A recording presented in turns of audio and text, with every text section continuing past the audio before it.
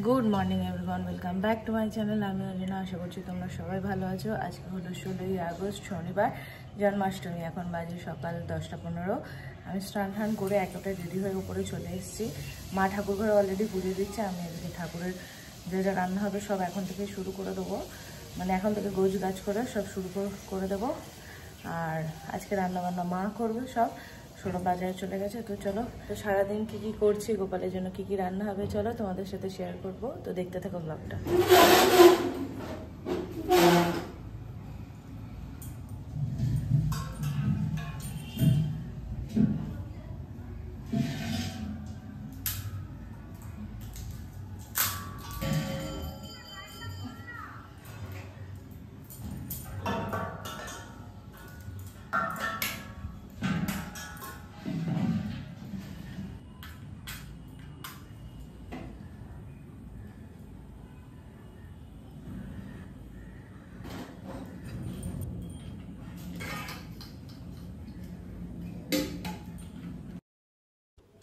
গোপালের জন্য যে যে ভোগ বানিয়েছিলাম তার মধ্যে ছিল খিচুড়ি, আলুর দম, অন্ন, তালের লুচি, 5 রকম ভাজা, মোহনভোগ, তালের পায়েস, চালের পায়েস, রাবড়ি, মালপোয়া, তালের ক্ষীর, তালের বড়া। এগুলো সব আমি নিজের হাতেই বানিয়েছিলাম। শুধু মা বানিয়ে দিয়েছিল তালের বড়াটা, আর নারকেল কুড়িয়ে দিয়েছিল, আর একাটি শাক বেছে দিয়েছিল। সব কিছু আমার একারই বানানোর ইচ্ছে ছিল, তাই আমি একদম সকাল থেকে শুরু করে দিয়েছিলাম। এই যে ও বাবা, ও তেরি, এটা কে গো? বাহ, সুন্দর লাগছে।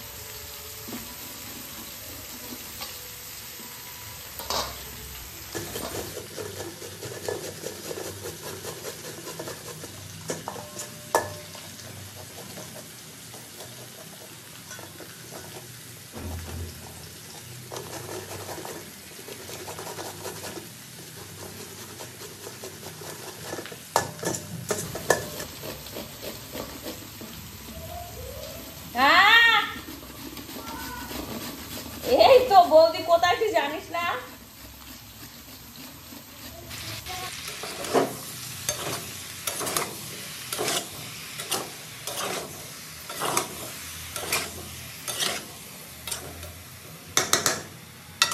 চোখটা কেমন খারাপ হয়ে যায়।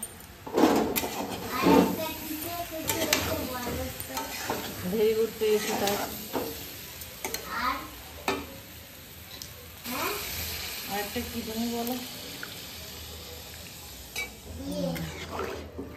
আর জল ভরবো না, আর কি করবো? ওফ, আবার শুরু হয়ে গেছে। বসে থাক।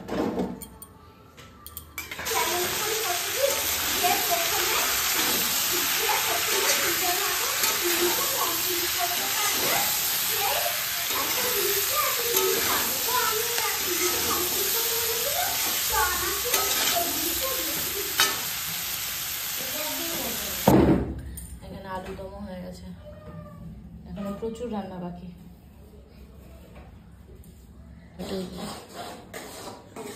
দেখা, এখানে কি রান্না হচ্ছে টাকা? এটা কি হচ্ছে? এটা তালের ক্ষীর হবে। তুমি বলো। তালের ক্ষীর হচ্ছে, এখানে পায়েস হবে, তার জন্য দুধ গরম হচ্ছে। ওখানে মামির দিকে নিয়ে যা, মামি কি করছে দেখে নিয়ে বলো। দেখো বন্ধুরা, আমি এই দেখো পাটা বার করে বসে শাক কাটছি। পায়ে সমস্যা আছে বন্ধুরা, ওই জন্য আমি এমনি করে শাকটা কাটছি। আর বলবো না, যা। রূপসা আজকে বৌদি বাড়ি এসছে জন্মাষ্টমীর জন্য, তাই তো? আমি ডিউটিটা ভালো দিয়েছি না তালের বড়া বানানোর? তালের বড়া কিরম হয়েছে জানি, যেরকম হয় বানাও না, কেনার থেকে তো ভালো।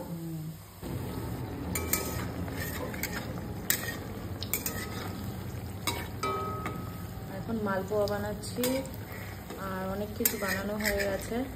শুধু মালপোয়া, লুচি আর 5 রকম ভাজা, এগুলো করলেই হয়ে যাবে। আর কি কি বানিয়েছি তোমাদের সাথে পরে শেয়ার করবো। এইগুলো ভাজা হয়ে গেছে, এবার রসে দিয়ে দেবো।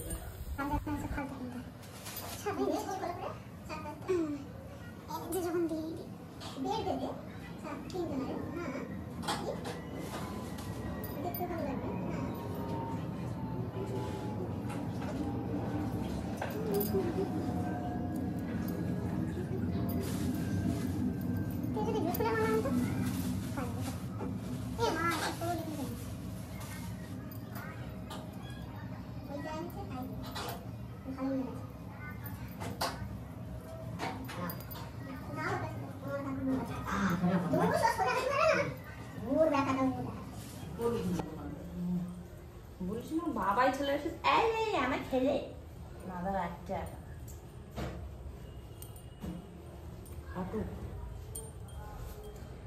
তোরে তো খুঁজেই পাওয়া যায় না, তুই এত ছোট্ট পানা।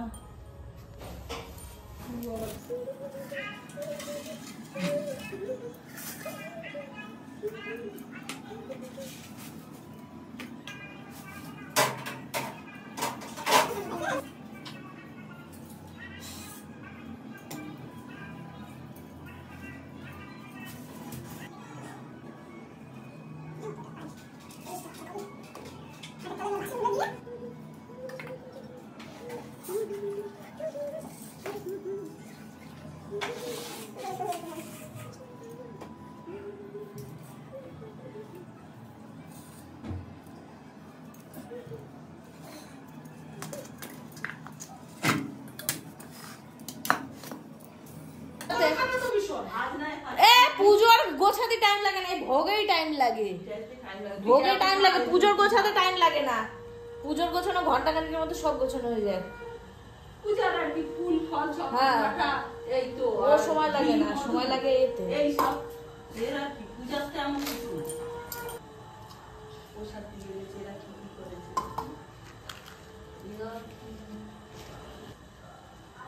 দাদা আমি এলাম।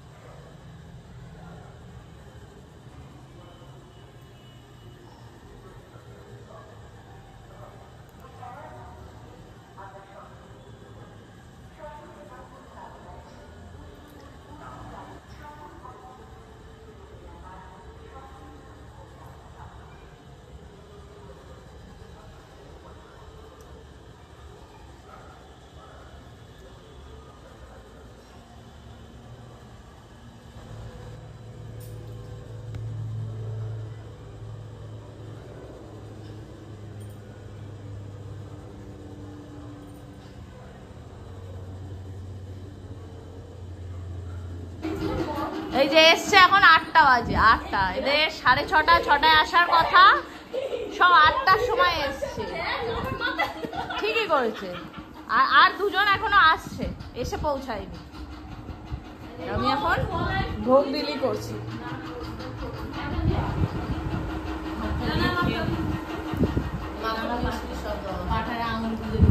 তোমরা খেয়েছো? তোমরা খেয়েছো? আমরা দিয়েছি নি, আমরা লাস্টে আমি খেয়েছি না, প্রসাদ খেয়েছি। এটা তো প্রসাদ, এটা মুখ দিয়ে নেবে। দিয়ে নেবে। দুধ আর গুঁড়ো দুধ হালকা একটু চিনি দিতে হয়।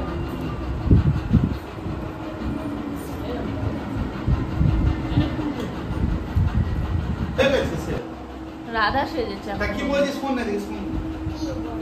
বলছে আজকে এসো, খাবে না কেন? তাহলে এসে দরকার নেই, খাবে না যে কালে এসে কি করবে? এখন রাত 10টা বাজে, গোপালের বিশ্রামের সময়। এখন রাত 10:30 বাজে, সেই সকাল 10টার সময় উপরে গেছি আর এখন রাত 10:30টায়, পুরো 12 ঘন্টা, 12.5 ঘন্টার মানে খাটনি। এখন আর শরীরে দিচ্ছে না, মনে হচ্ছে বিছানায় যদি একবার পড়ি আমাকে আর তুলতে পারবে না কেউ। তো ওই জন্য একেবারে একটু পরেই শোবো। বাবা এসছে, এখন খেতে দেবো, মানে খাবারটা উপরে দিয়ে আসবো। মাও করে দিয়েছে, মা নারকেলটা ভেঙে নারকেল কুড়িয়ে দিয়েছে, তালের বড়া করেছে আর বাসন মেজে দিয়েছে সমান তালে। ভোগ রান্নার পরেও বাসন মেজেছে আর পুজো শেষ হওয়ার পরে যেসব ভোগ রেখেছিলাম, যেসব থালা বাসনে, সেগুলোও মেজেছে। তো মা বাসন মাজার কাজ, নারকেল কোড়ানো কাজ আর তালের বড়া এগুলো বানিয়ে দিয়েছে। তো আর সবগুলো আমিই করেছি অনেকটা। তো যাই হোক, খাটনি শেষ হলো, আবার লক্ষ্মী পুজোয়। তো এখন খাওয়া দাওয়াটা করে নিই। এখন সৌরভ আবার কোথায় বেরোলো। এখন বাজে 11টা বাজতে 10 মিনিট বাকি। আমি এখন রুটি করছি। বাবা বাড়ি চলে এসছে, খেতে দিতে গিয়ে দেখি মুড়ি কম আছে, তো হবে না। তো ওই জন্য আমি এখন ফটাফট রুটি করছি আর সৌরভও বাড়ি চলে এসছে।